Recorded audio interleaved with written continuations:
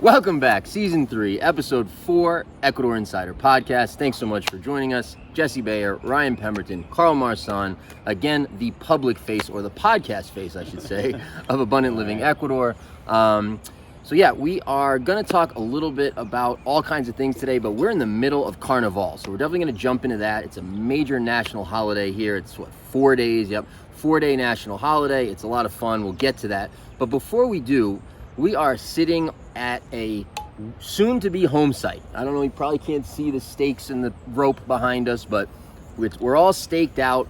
This is Ryan's build here. Him and his wife, Amy, who you may have seen on a couple of episodes of the show, are about to break ground on well, actually is not a super small house. In fact, we're going to keep the square meters private because there's some weird new stuff going on. But this is a really nice two-level house. I'll let Ryan, jump in and talk about it a little bit. You can see the views in the background. We got the river behind us. This is sort of family land that these guys have here. And do you want to talk about that a little bit? Yeah, sure. So right now we're in kind of the dining room area. So back behind will be kind of some doors that'll lead out to the balcony. Well, it's more of a deck, I'd say. It'll be a balcony on the second story. And I'm going to be making a vlog kind of style series for the whole build. So it'll be a start to finish series so you can see what it's like to build a house here in Ecuador, the steps, the type of work done, and different options. I've already done a week of footage, and I went to Loja. We're looking at vinyl flooring prices, and so you'll get an idea like how expensive are the things here compared to what you guys pay wherever you're at. I'm going to be talking in meters and whatnot, so you'll have to do the calculations yourself, but it's going to be a really good series. And yeah, we're really excited because we've wanted to build for a long time, and we're just doing all the sketching ourselves right now. So we've got you can't see it right now, we've got blue twine like everywhere, and we've come out to the build site just to walk around, and we've been making tweaks just because we look at it and it's like, oh, this isn't going to be big enough. So yeah, we kind of have the luxury to do that. And yeah, I've hired a friend to help build, and he knows a lot of different teams who are specialized in all the different things, good at whether it's tiling or putting up the brick wall and making sure that it looks good, especially if it's going to be exposed and everybody can see it in the living room. We want to have a good, the cement in between the bricks to be nice and clean and all that. So yeah, looking forward to it. And if you guys want to know more, see more, then yeah, subscribe to our channel. Hit the bell notification, that way you are notified every time a new video comes out. It just might be one of my vlog videos for the house build. And maybe we should jump into the construction stuff for a minute, because obviously a lot of people are interested in that. But quick public service announcement, and I just want to keep mentioning this until people everyone's seen it and heard of it and knows about it. Ecuador is open for international travel with no restrictions at this point other than a negative PCR test. So I just want to keep mentioning that just to make sure that people get, that word gets out, because that wasn't the case a month or two ago, is the case now. So just want to mention that. Can I say something real quick? I mean, we did have we sent this out in a newsletter, and we had some kickback, people telling us that, we were giving misinformation, and Ecuador did a number, and we said this in our last podcast, but just to reiterate, they put an announcement, and 24 hours later decided that they would do the exact opposite. So just to be clear, we just had a client come into the country without a vaccine card. So from the U.S. Many and friends, and it's 100%. So it is 100%, just so that everybody knows and is clear. Yeah, no, thank you. That was hilarious. There was like a few days there where there was conflicting information and people were all confused, but we had it right. So yeah, just to mention that. And then, yeah, let's jump into the construction stuff for 30 seconds or a couple of minutes. And also, I want to refer people, there's 2 videos out now where we are interviewing architects, builders. So if you want a deeper dive on that, there's 2 videos you can find on the channel that goes over construction costs, timelines, prices, materials, all of it. But just to hit on some of those very basics, you do need permits here now in the rural areas in this canton. It's not a difficult permitting process. It takes about a month and a half or so. Usually you schedule in about 3 months for design, plus permitting. And then your build time obviously depends on how many workers you want and the size of the house and those kinds of things. But up to a year is sort of the number, including the permitting and design and all that. Normally you're getting it done in 9 months or less, including all that. But if you schedule a year, you'll be more than safe. Obviously you can get it done a lot faster if you want to move quickly and hire more larger crew and do all that. And then there's really a few ways to go about it, right? So I think Ryan's gonna build his house with a guy here who's a builder from the States who can oversee everything. I guess it would be sort of the equivalent of a contractor or a general contractor. What they would call that here is a maestro. And so he's gonna oversee the projects. That's a great way to do it. There's local teams, there's guys that are from overseas. I mean, in Vilcabamba alone, we have at least 2 that are immediately coming to mind. You guys may be aware of others that are great builders from overseas who are doing that. So you have that if you want to go that route. Obviously you have local crews and local builders as well. Many people also hire sort of an architect builder who does the whole thing, right? Design, permits, and then oversees the construction.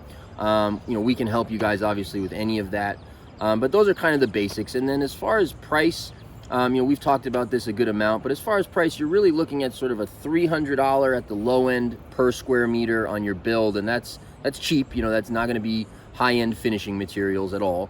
Up to, you can go as high as you want, but really up to about 800 or so is sort of the non 5-star luxury range.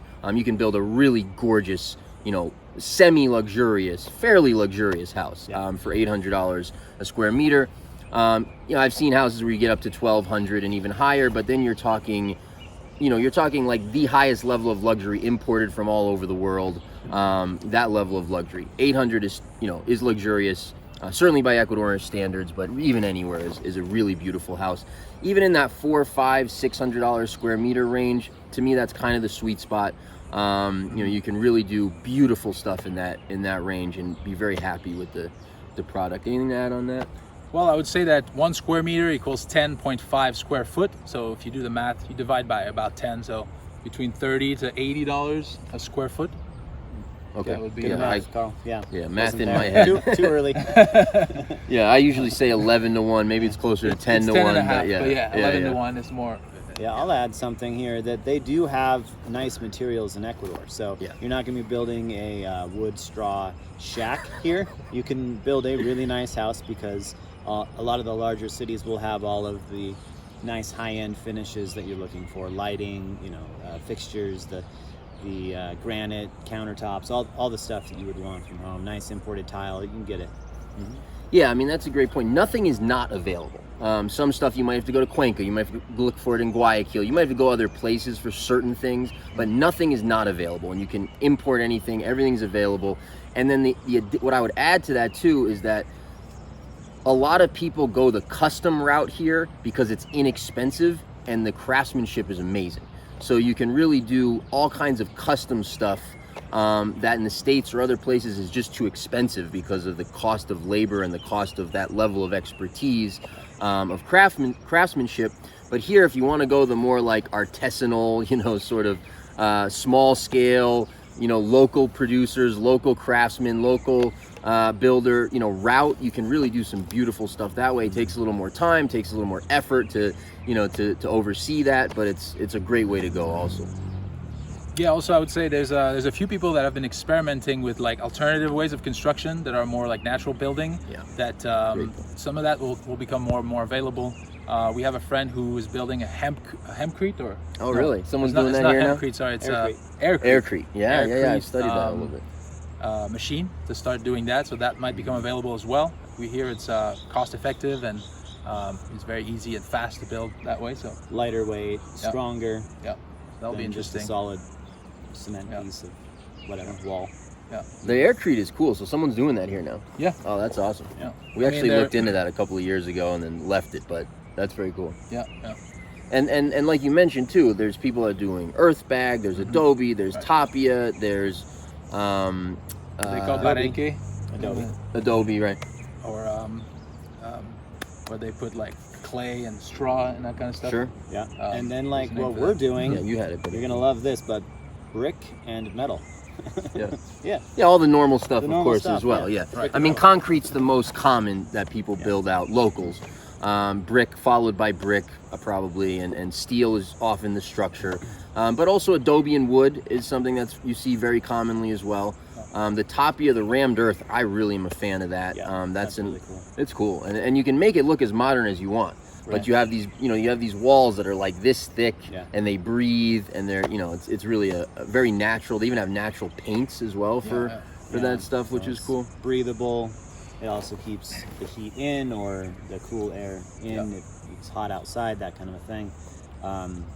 So yeah, it's good stuff. All right, good. So let's jump into Carnaval, which is kind of, the topic today. We are Monday here. I don't even know the date. Let me just check. We are February 28th. So we are in the third day of Carnaval. You guys can correct me. There was at least 1 year we didn't have it. Was it the last 2 years we didn't have it? I think the last 2 years. Yeah, the last 2 years we did not. We didn't have it. Okay.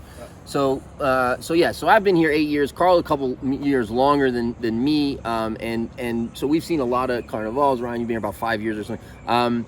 So we've been through Carnival a lot. The last 2 years we haven't had it. This year it's back, which also I want to mention is very much indicative of what's happening in Ecuador. Mm-hmm. Ecuador is really back to normal. Yeah. There's not. I know you were mentioning in a video or something you were saying, you're not really seeing the masks at all in Carnival. And you'll talk in a second. I haven't really been participating, but Carnival is a nationwide celebration. Do one of you guys know actually what it's celebrating? Yes. Please. My understanding is in the Catholic culture, there's Lent, which starts on Wednesday. It's basically a 40-day fast. Originally, people would actually fast at least from meat and animal products. Maybe they eat fish on Fridays or something like that. And it's a time of repentance and, kind of like turning away from your sins. And so my understanding is right before Lent, people just go all out. Blow it out. They just like eat all the meat, drink all the alcohol, just party out hard. Therefore, so they can like finally fast for 40 days. Got it. All right, that makes sense. So Ecuador, Ecuador parties hard for 4 days, and really it's a lot of people throwing water at each other. It's a lot of drinking. There's a lot of music, a lot of crowds. It's a good time. Kids are having fun. That's kind of what the experience is. I have not celebrated Carnival since I've arrived here 5 years ago.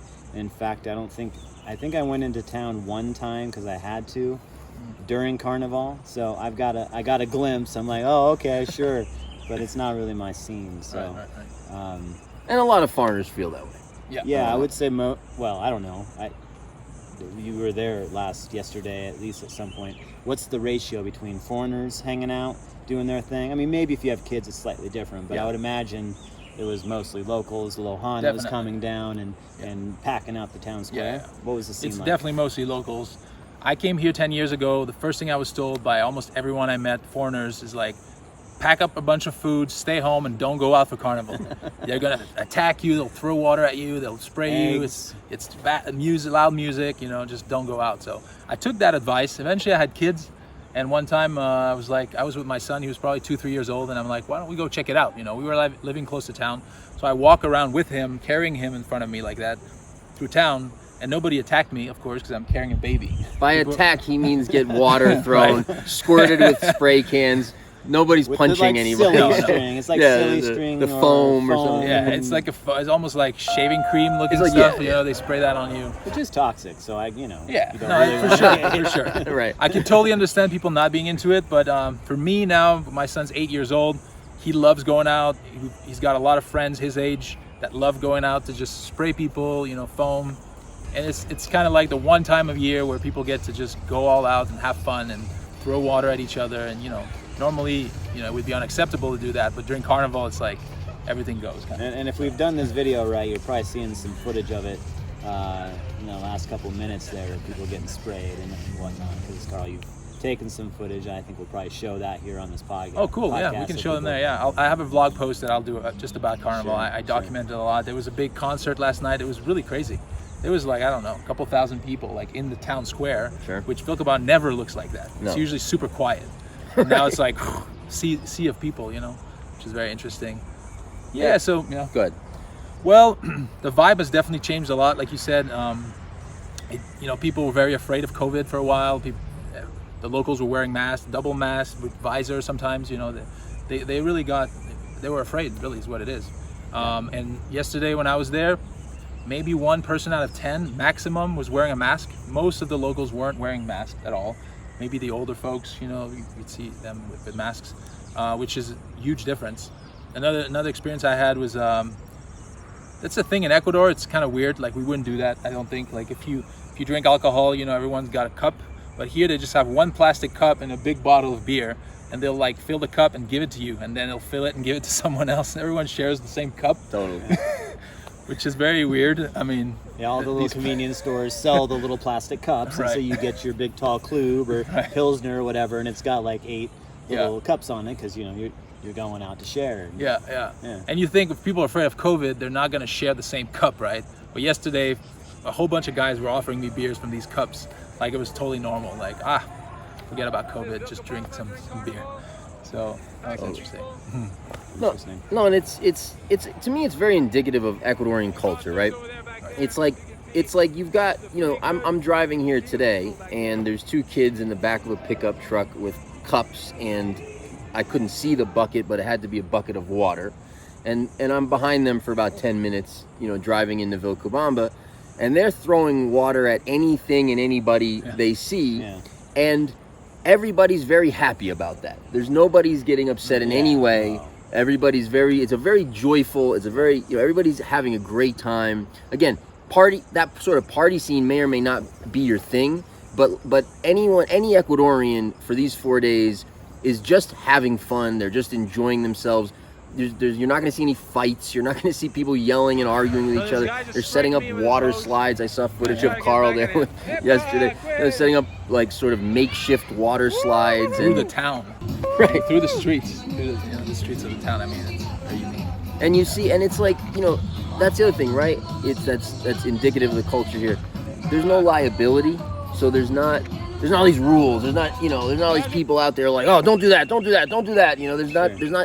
People are just having fun, and the culture's sort of self-responsible. It's not, you're not going to have all kinds of weirdness just because everyone's out having fun and drinking too, which you would think, when you get alcohol involved, you might get some stuff going on, but you really don't see any of that. Not here, at least. Not in this area, right? No. People say be careful when you drive. There might be drunk drivers. That's and stuff. true. That is true. Watch out. Yeah.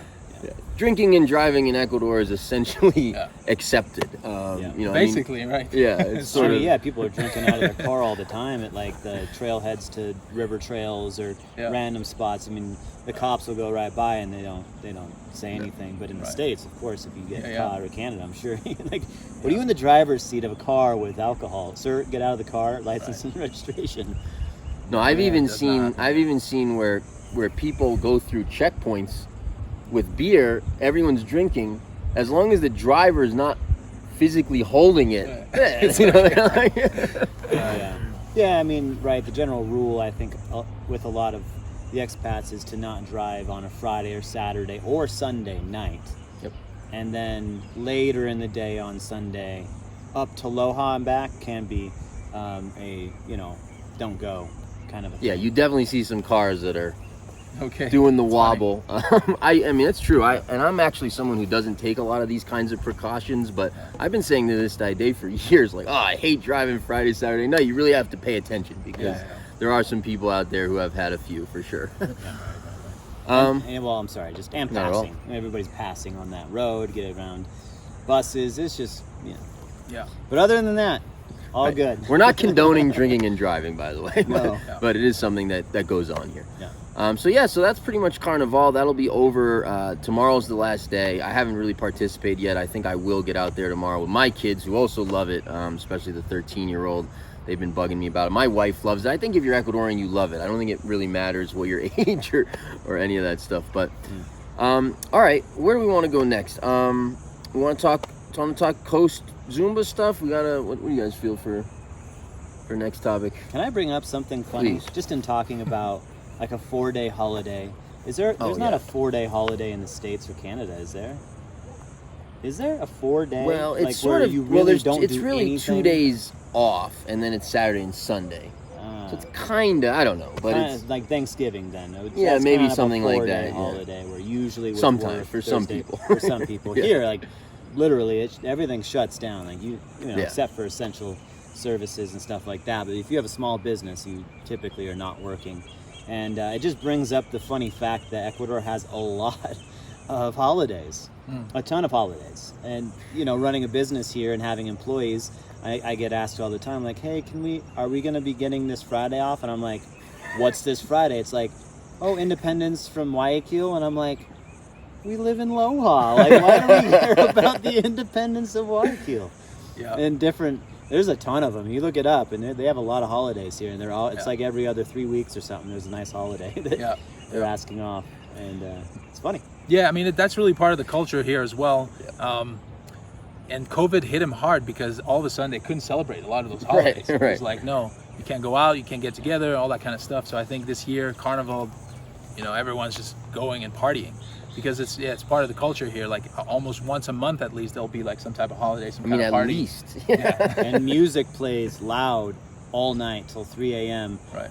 And like where we're at, you can see the hill behind us, like things like bass from music echoes, and it's so loud. Yeah, we can would hear be it. right here. Also, where I live is on the top of a ridge, and the bass is so loud coming up. And you know, we were very excited. That was the only like positive of COVID, is that the music stopped, right? And now for the first time last night, we heard the bass really thump into the night. Right. And yeah, so that's something that you've reminded me about, is music every other month, and it was because of all of these holidays and people wanting to party. And I would say, as a piece of advice for me, because when I got here, I didn't hear that. I heard the opposite. People were like, Carnival's bad, Ecuadorians are crazy, they party hard, they play bad music. And it's like, you can develop like an animosity, like, oh, you know, these guys are just, but I think like just learning to accept it and almost like enjoying it. Like, this is once a year, you know, you'll hear music at night, people will be partying, but just kind of like, you know, be okay with it. I think it'll make you feel better. We've invested into fans and sound machines, and we don't hear the music too bad. It kind of helps drown it out a little bit. So. Yeah, and I mean, that's good advice overall too. It's kind of like when in Rome, you know. It's like you can't come here with your U.S. mindset of, you know, everything's got to be like this, and if there's music past this time, I call the police, and you can't do that here. You're gonna piss people off, right? And you're gonna be disliked. So you got to roll with things here. Carnival is Carnival. People are partying for 4 days. If you don't enjoy that, go somewhere far away. Get into the mountains somewhere out away from population centers, and you won't have to deal with it. Which we can help you with. We have we have a good amount of properties that you will not hear the music. You'll be out far enough. And still within 20 to 30 minutes of Vilcabamba, so you can still be a part of the community, but yet set back and not be here on the ridge close to town and that kind of a thing. So a lot of properties like that. And just, you know, jumping back to the holiday thing, which also for me, so I get here in 2013. Me and a former business partner, Darnello, you guys have seen on the channel if you followed this for many years. You know, we're launching a business.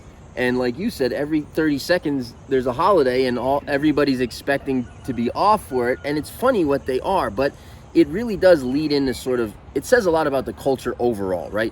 People do work hard here. I mean, I think it's a misnomer that, you know, it's not a hardworking culture. It's a very hardworking culture, in my opinion. Yeah. But they do very much keep a balance, right? So when it's time to stop working, they stop working. They're not working all the time. They're not killing themselves on, you know, Sunday. They're off. You try to get an Ecuadorian to work on Sunday. That is very difficult. Holidays, you know, they're off. Nights, you know, I've had, you know, situations where I'm saying like, oh, perfect, it's the weekend. Like, let's take advantage. Let's go down here and get this done. And they're like, you know, because that's family time, right? And so the culture here is very much oriented around.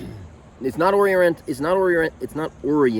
around, you know, time is money at all. It's oriented around family. It's oriented around, I gotta stop saying that word. It's around family. And there's definitely balance in those things. It's not a go get it, you know, we're gonna make every penny, we're gonna squeeze every last moment out of the day.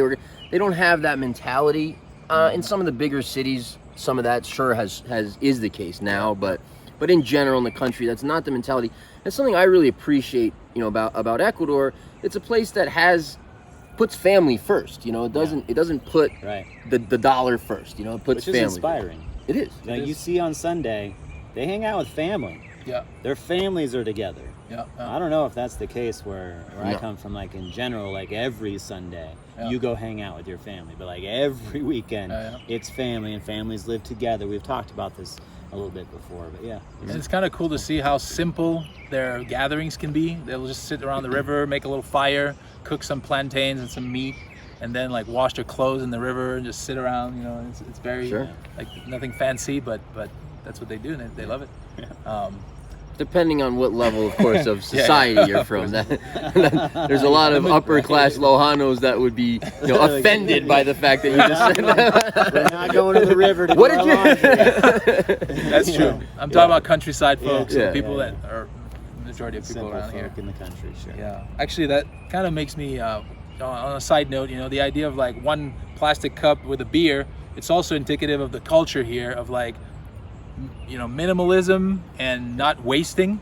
Maybe if the 10 people had a cup, you'd be wasting a lot of plastic, but instead it's just one cup. And that will happen sometimes if you have workers like fixing your house or something. They'll go to the hardware store and buy like 10 nails and 12 screws, and then the next day they have to go to the hardware store getting more instead of getting a whole box of them. Yeah. Totally. And people don't waste here, which is amazing. No. Like you won't find like, in Canada where I'm from, in Quebec we move one day a year. It's on 1st of July. Everyone moves. It's like moving day. I don't know, that's a thing we do anyways. And so you drive around and people leave their old furniture on the side of the street, and you can find like nice couches. Really? And people just give their old furnitures away because they're buying new stuff. I mean, in the States also, people give stuff away, right? Oh, They're sure. secondhand Yeah. stuff. Whereas here, like you'll never find secondhand stuff on the side of the street. Like they'll recycle anything they have, right? Yeah. So And fix anything too. fix Right. anything. I mean, Oh, that's awesome. yeah. I've salvaged so many pairs of shoes here. The shoe guy in town is amazing. Yeah. I'm like resoling shoes that I like. In the States, they would have just been in the garbage because I would have thrifted them. But Right. like at a certain point, what else can you do with them? You thrift them. And here, like you can fix it or get things sewn and hemmed For how much? like the shoes or the hem or. Yeah, it's just so cheap. It's so cheap, inexpensive. yeah. I was like, it's not Like that $2 expensive. or something. Yeah, I mean, I just had a Yeah, belt. couple I bucks. just had a belt fixed for $2. Right. You fixed a belt. It was too Nice. long. Oh, I bought a okay, belt. It was too big. Yeah. I took it to the lady. She fixed it for $2. I mean, for example, in the States, I wouldn't know really where to go to hem anything. Right. I mean, do you go? Well, to, and it's expensive. It's a is it? tailor. Yeah, it's I mean, you go to a expensive. tailor. Where are the tailors located? I guess I can look them up online, but Sure. it's just not here. They're right there. You know where they're at, and then it's easy to take your stuff in. And yeah, so everything gets fixed. If your dishwasher goes down, there's a guy in Loja that'll come down with his toolkit and he'll fix it. Same with any of those types of. No, the electronics one is funny. Like I remember, a $30 blender broke, and I'm getting ready to throw it out. And Dave's like, my wife's like, "What are you doing? Like, we'll fix it." And I'm like, "It's $30. You can't like it'll." She's like, "No."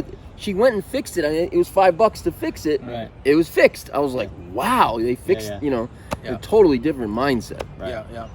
Yeah. That's why I've given the advice as well that if you're gonna bring in all your own, appliances and things from the state, they might not be able to fix those because they Some won't of have them the won't have replacement parts, parts yeah. and things like this. But if you buy stuff here, they always have replacement parts because they fix everything. I mean, here's another example. They weld plastic, right? Yeah. So if you're like, let's say you're getting you have a fender bender, Oh yeah. right? In the States, you're replacing everything. They'll look at it as long as the structural plastic is in reasonably good shape. They'll take all the plastic and with like a blowtorch, they'll fix it so it'll look perfect. Like they'll paint it. It'll look brand new. Plastic pieces. Right. Like I mean, this is Right. Yeah. All right, cool.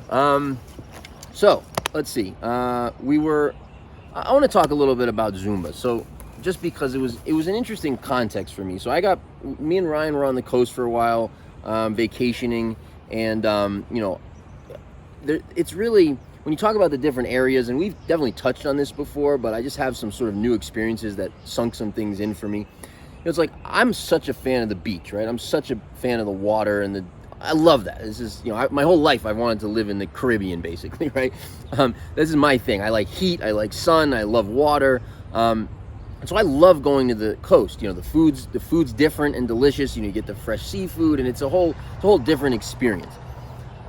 And I enjoy that a lot, right? And so you go down there, but you're kind of in a desert. Now, not the whole coast, right? You go up north and it's a little different, but much of the country, at least on the water, is kind of a desert, right? So it's a very different experience. You know, you're not finding fresh fruits fresh fruits, yes, but you're not finding, you know, fresh vegetables. You're not finding organic stuff.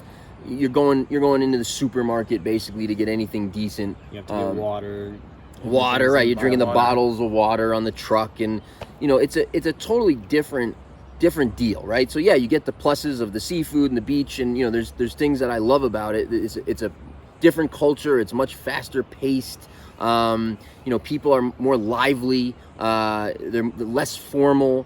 You know, it's a different atmosphere. It's a different thing. So I'm there. I was there for about 4 weeks. We really enjoyed it. We had a great vacation. We're right on the water. You know, it's hot. I love the heat. Some people would hate it, but you know, I love the heat. Then we come back into the mountains, right? We come back into Vilcabamba, and all of a sudden, you know, you get this surrounding that you're looking at right now, right? So it's the mountains and that energy and all the organic food stores and the quality produce and clean air, clean water. Exactly. Very clean. The air. No, that's a great point. The air, the water, the soil, you know, all that stuff. So then it's like it just lends itself to a very different lifestyle, right? So personally, again, I'm the type of person that if all things were equal, I would probably live at the ocean, right? But just because I love the ocean. But when I come back to the mountains and you get the pristine, the nature, the quality of the food, air, water, exactly as you mentioned, it's just a very different feel. And I really appreciate both, but for me, it's like, this is where you live, that's where you vacation, but that's just my lifestyle choice, of course, probably all of us, right, that live in this area, but those are very different. So then last week, or a couple days ago, I had to go down to Zumba just for a quick sort of 24-hour trip to do some stuff on a project we're doing down there, and, you know, and you guys can speak on this because you guys have maybe even spent more time in some of these areas than I have, but you know, you start heading south, right? So we're in Vilcabamba, you start heading south. First thing you hit is Kinara. You don't actually go through Kinara, but you hit Kinara, or the road, the turn off to Kinara, which is right there. Kinara is very, very interesting. It's much cheaper than Vilcabamba, but it's really close, right? So it's only 20 minutes away, and it's similar climate, somewhat similar feel, slightly drier, slightly warmer. Very slightly, like you wouldn't even notice the difference after a year or two. You would start picking up on that difference, but much cheaper than Vilcabamba. So it's really we have a lot of properties there. It's really an interesting place to look at if you kind of, you know, you want to do Vilcabamba, but the prices here are high versus, you know, surrounding area. That's a good one to sort of, hey, I can go in there, I get more land at, you know, I don't know, you guys would know 20% of the price, 10, 30, I don't know, much less. Yeah, sure. And it's a lot of agricultural properties still there being farmed by the locals. Yeah.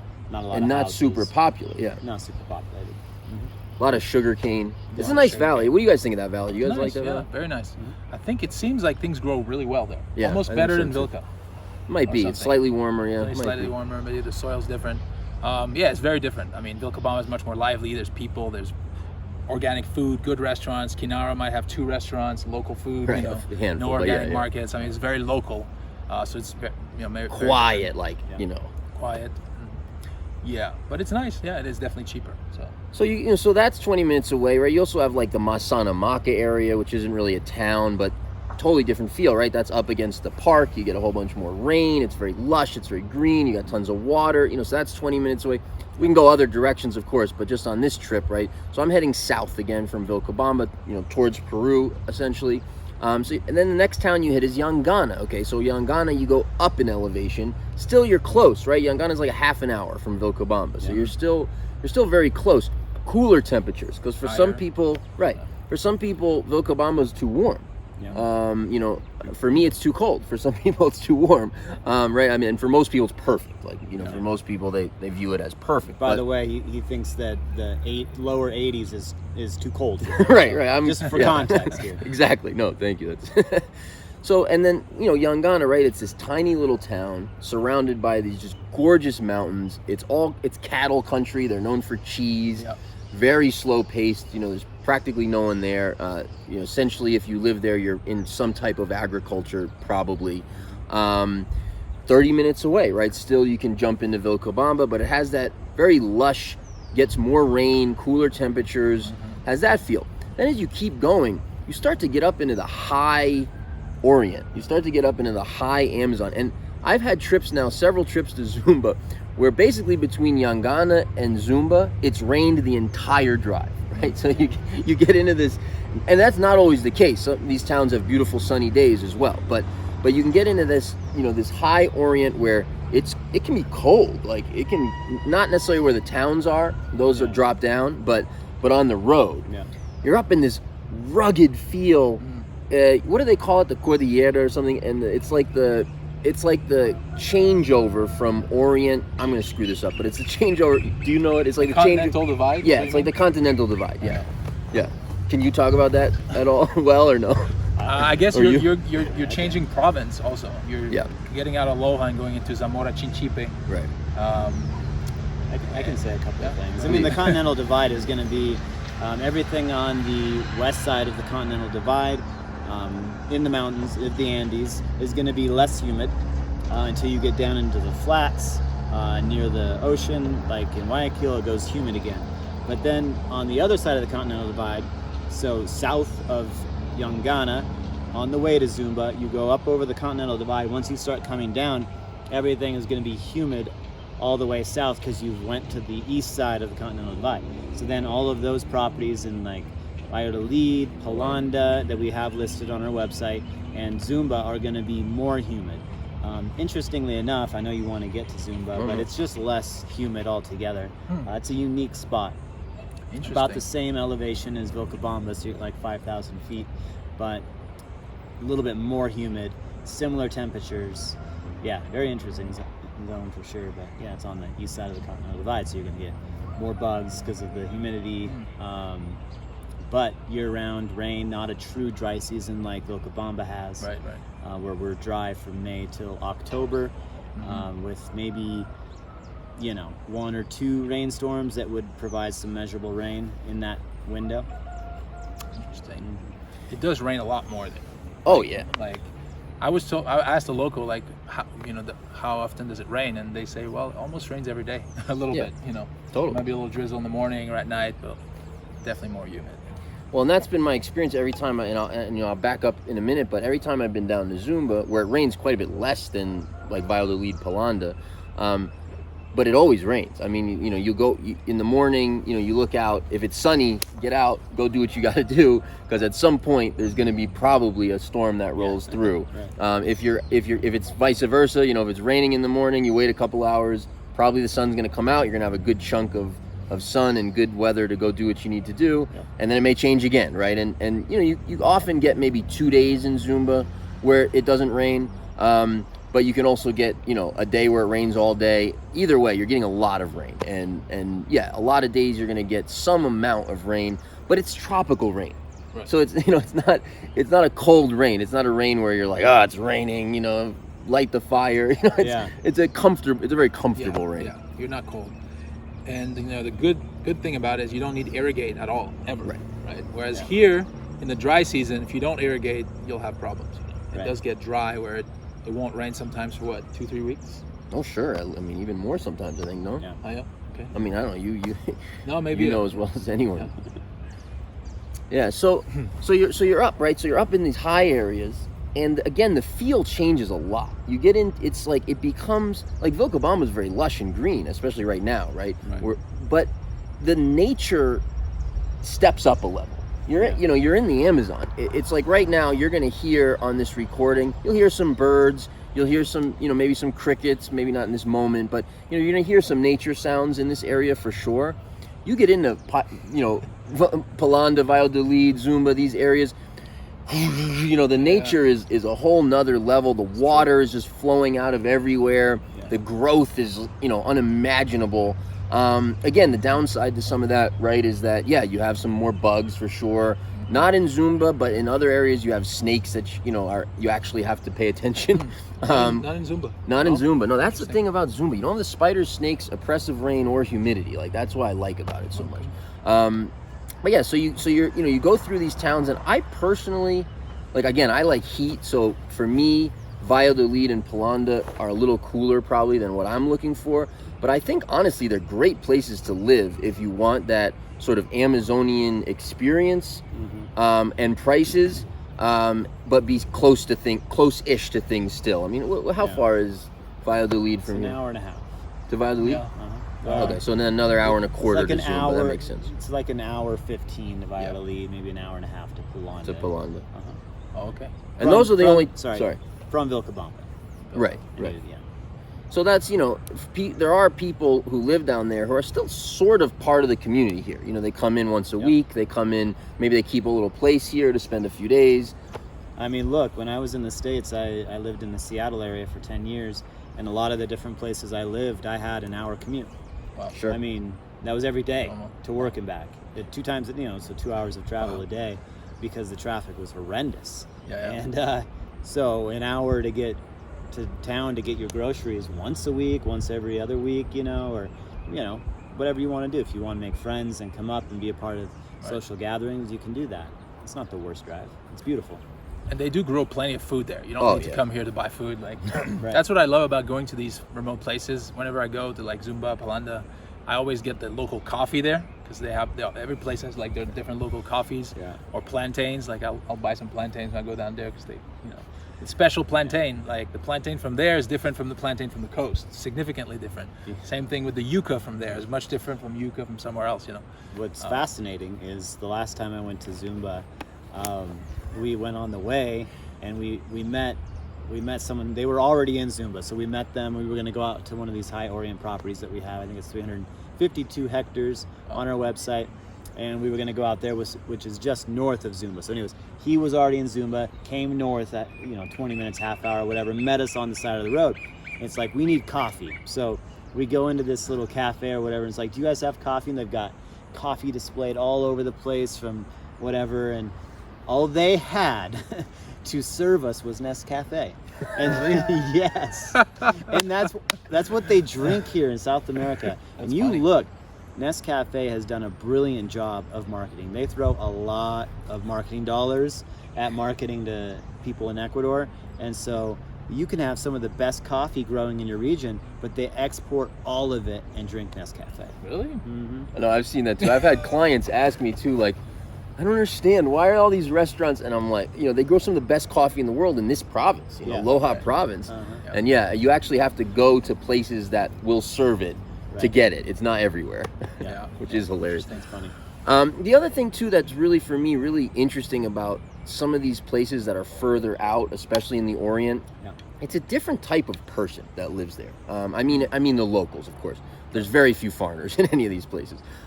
It's a different type of person, right? It's sort of, I think, if I had to make an analogy, maybe it would be, this is probably a bad analogy, but maybe it would be the difference between like a hillbilly or something from West Virginia versus a city person from Boston or something, right? It's like now I'm not referring to Vilcabamba, of course, as Vilcabamba is not a city, but you get people who are just, they look you in the eye, all of them. They smile, all of them. They give you a firm handshake, all of them. They move slow. They're very kind. Now, that's in general, that's true of Ecuador. But it's like, it steps up a level when you get into these kinds of areas. And that, I like it. Like, I like that sort of vibe. And again, for me, right, I like moving around. So I like coming back to Vilca because I love it here. And there's so many people in the community and all of it. It's just a great place to live. Then I can go down to Zumba, get that sort of Amazonian experience, the water, the nature sounds. Again, not that you don't have that here, but it's just a new level of it. Rivers, actual rivers. Here we have rivers all over, which are wonderful. We go there all the time. But there's this much water. Maybe there's, that much water in a high place. These are rivers. You can swim in them. Some of them, they'll take you. They can, raging rivers. So, interesting places anyway. And we do have properties in all these places. So obviously, reach out if you want to chat more about any of that stuff. What else? Where do you guys want to go from here? I'll jump out at you. How's the project going in Zumba? Yeah, good. I mean, so that's actually interesting. So we're going to have about 16 or so lots to sell on a project. It's definitely going to be oriented around people who are interested in, what it has to offer out there, right? Growing food and having amazing water and having great neighbors and having all the nature.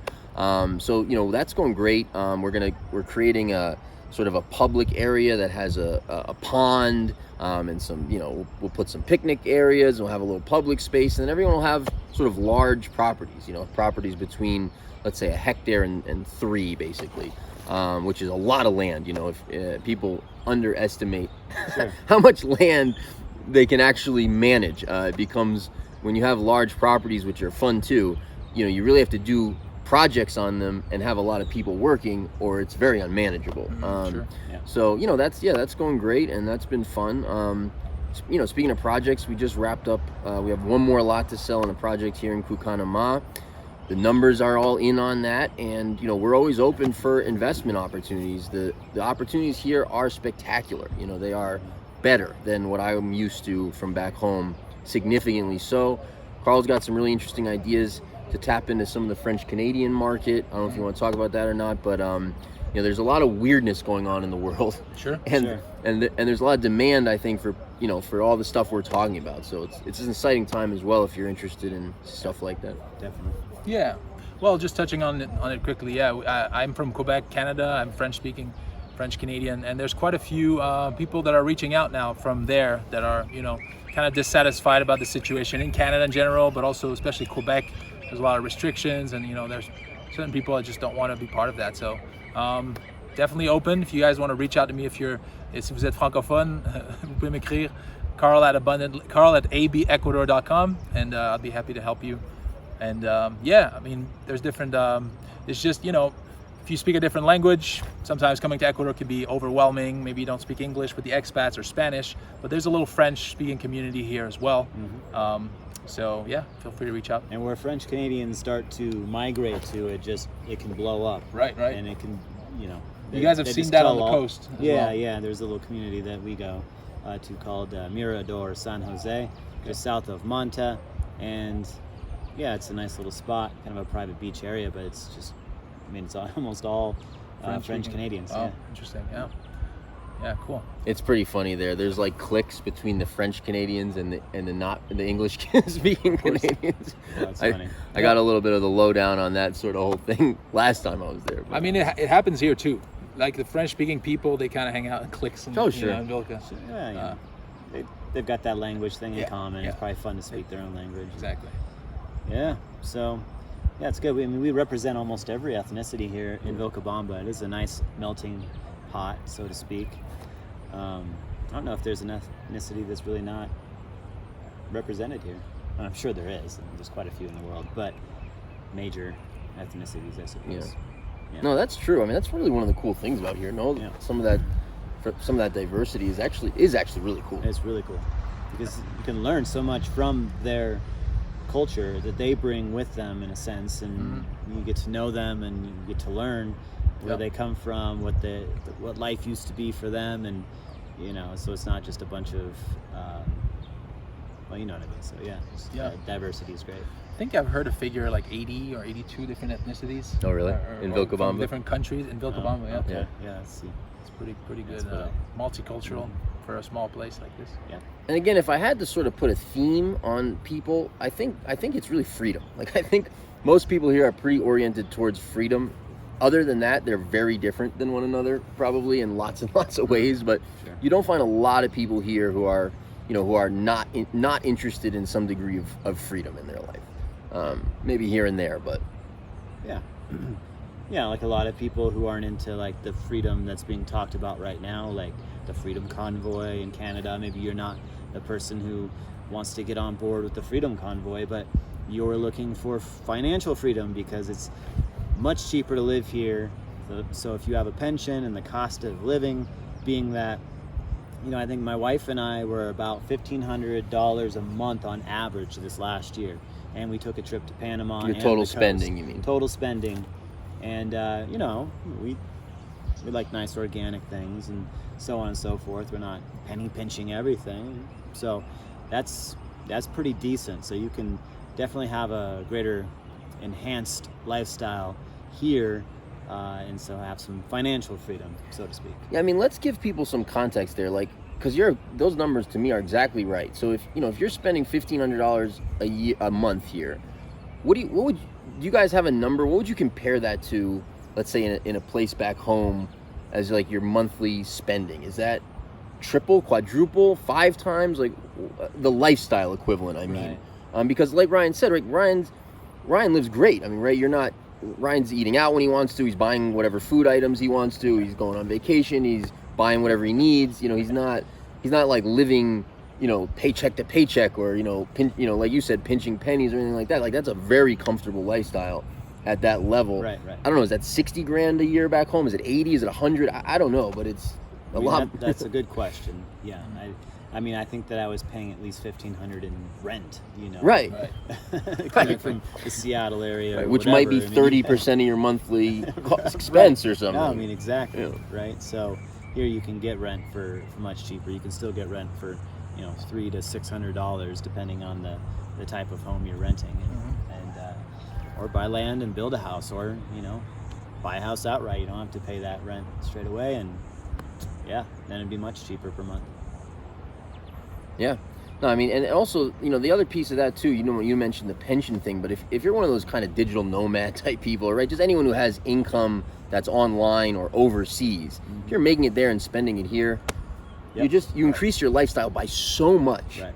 I don't even know how, after living here, it's hard to even justify not doing that if you can, because what are you losing really? Like, you're losing maybe some proximity to previous friends and some family. That's understandable, but you make new friends, and people visit and things like that, but your lifestyle is just, it's so improved. And I'll say there is now a new digital nomad visa. So if you can prove you work online and make a certain amount, I think you probably need to make a certain amount or something, and or prove it, and then you can get the digital nomad visa. So that'll be a good way to come on down. Cool. So and the investment visa, I believe, is still the best visa. So if you come down and spend, I believe it's $42,000. Okay.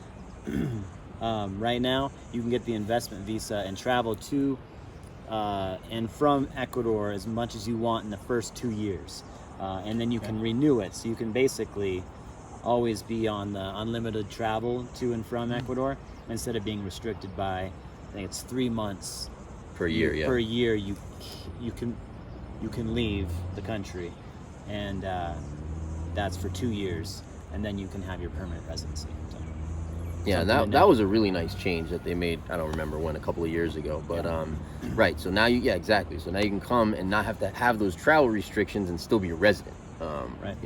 Which is fantastic, especially for the snowbird type people. And a lot of people do that, right? A lot of people, especially where we were on the coast, I noticed a lot of those people were sort of 6 months, or 3 months, 9 months, or whatever it was. Yep. So I'm assuming they probably all have that investment visa that allows them to do that.